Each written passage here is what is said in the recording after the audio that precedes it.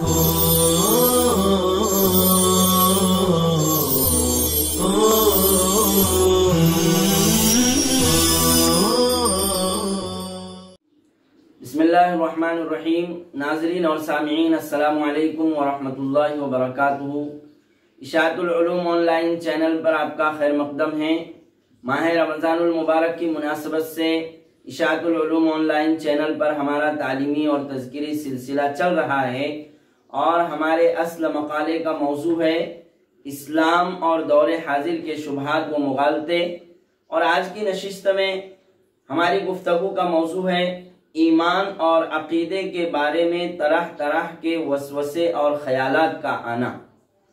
बाज़ मरतबा इंसान के दिल में ईमानियात और अक़ाइद से मुताल्लिक़ वसाविस और ख़यालात पैदा होते हैं, तो उनके मुताल्लिक़ क्या हुक्म है और उनका क्या जवाब हो सकता है, किताब से देखते हैं हम। ईमान और अक़ीदे के बारे में तरह तरह के वसवसे और ख़यालात का आना। ये वसवसे जो इंसान के दिल में आते हैं दो किस्म के होते हैं। एक वसवसा वो होता है जो ईमान वगैरह से मुताल्लिक़ आने लगता है। कोई भी इंसान ऐसा नहीं है, खा कितना भी बड़ा मुसलमान हो, कितना बड़ा मुत्तकी परहेजगार हो, कभी ना कभी उसके दिल में कोई ख़राब किस्म के वसवसे ना आए हो। दिल में शैतान वसवसे डालता है कि हम ईमान तो ले आए अल्लाह के ऊपर, अल्लाह की वहदानियत पर, रसूलुल्लाह सल्लल्लाहु अलैहि वसल्लम की रिसालत पर, मरने के बाद की ज़िंदगी पर, आखिरत पर, जन्नत पर, जहन्नम पर। लेकिन कभी कभी शैतान ये वसवसे डालता है कि ये बातें सही भी है या नहीं। इस किस्म के ख्यालात इंसान के दिल में डालता है। ये वसवसा अगर ज्यादा पीछे पड़ जाए तो फिर इंसान को तबाही की तरफ ले जाता है। जिस शख्स का दीन की तरफ और इस्लाह की तरफ ध्यान ही नहीं है और दिन रात दुनियावी मशागिल में मुनहमिक है, फिस्को फुजूर में मुब्तला है, ऐसे शख्स को वसवसे नहीं आते। वसवसे उस शख्स को आते हैं जो अल्लाह ताला के रास्ते पर और दीन के रास्ते पर चल पड़ता है, उसको तरह तरह के वसवसे आते हैं। ऐसे वसवसे आते हैं कि उनकी वजह से आदमी को शुबा होने लगता है कि मेरा ईमान भी बाकी रहा या नहीं। कभी अल्लाह ताला के बारे में वसवसे आएंगे, कभी अल्लाह के रसूल सल्लल्लाहु अलैहि वसल्लम के बारे में वसवसे आएंगे, कभी कुरान करीम और हदीस के बारे में वसवसे आएंगे और कभी शरीयत के अहकाम के बारे में वसवसे आएंगे। अगर ऐसे मौके पर इंसान की सही रहनुमाई न हो तो इंसान गुमराही के रास्ते पर पड़ जाता है। अल-इयाज़ु बिल्लाह।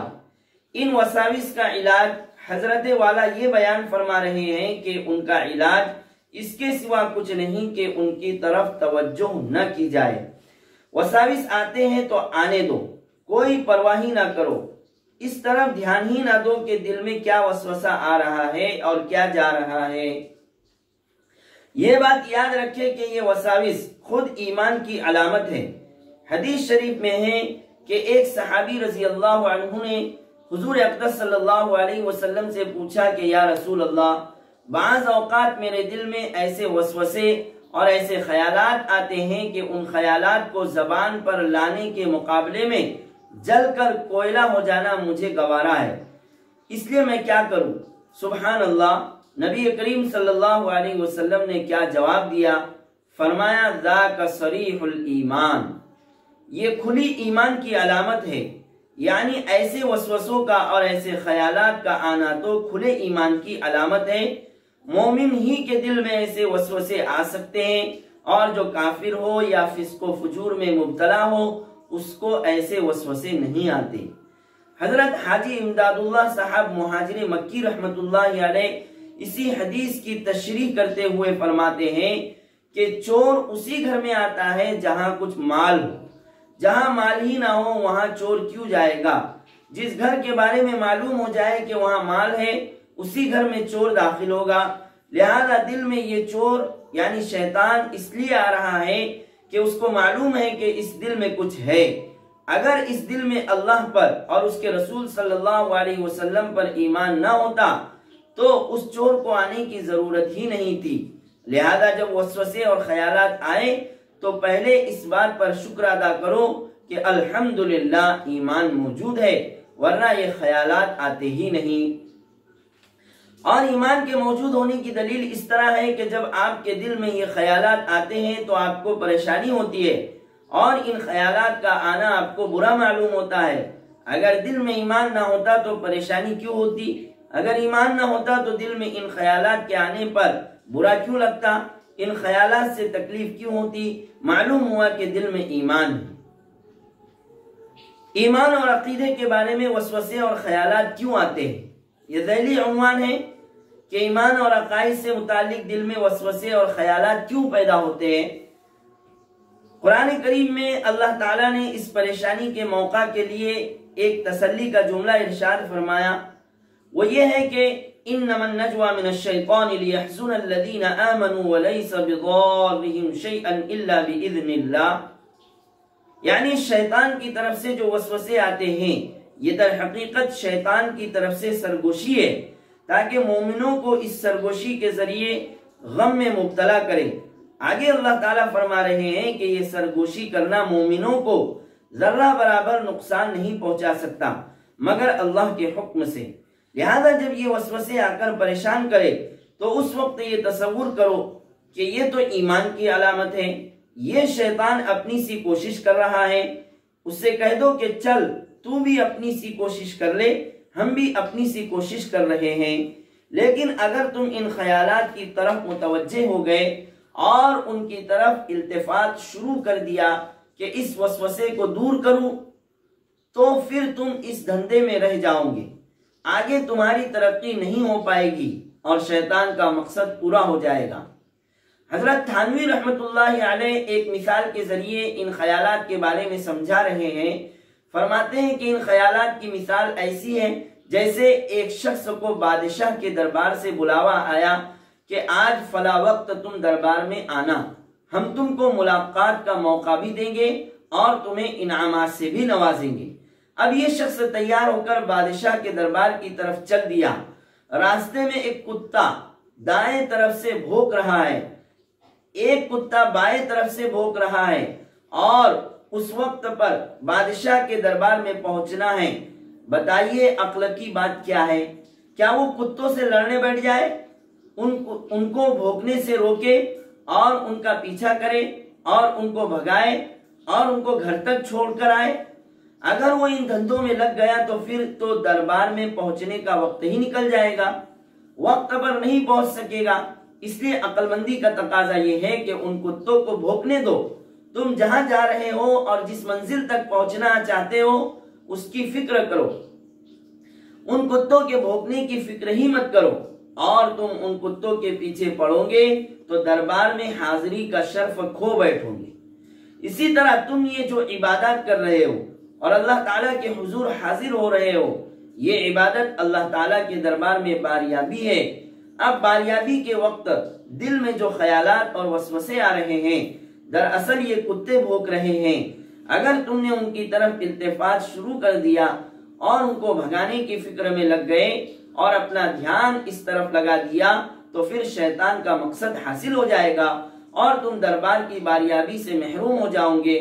اس لیے ان وساوس اور خیالات کا علاج ہی یہ ہے کہ ان کی طرف التفات ہی نہ کرو، اور التفات نہ کرنے کا مطلب یہ ہے کہ اس فکر میں مت پڑو کہ کیا وسوسہ آ رہا ہے اور کیا جا رہا ہے، کیا خیال آ رہا ہے اور کیا جا رہا ہے، بلکہ اپنے کام میں لگے رہو۔